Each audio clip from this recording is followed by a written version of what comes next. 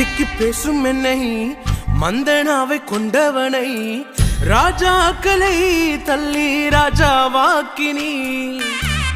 அழைப்பே இல்லை என்று அழைத்து சொன்னவர் முன் அரியணை கொடுத்து என்னை அரசனாக்கினே. நீர் மட்டும் இல்லைனா என்ன நான் செஞ்சிருப்பேன். எத்தனையோ பேரை நம்பி ஏமாந்தும் போயிருப்பேன். நான் ஜெபிச்ச ஜெபமெல்லாம் வீணா போகவில்லை. நான் விதைச்ச விதையெல்லாம் தரிசமாகவில்லை. எப்போது எப்போது காத்து கிடந்த மனசு சத்தியத்தை பித்து புடிச்சு தேடின அந்த உசுறு.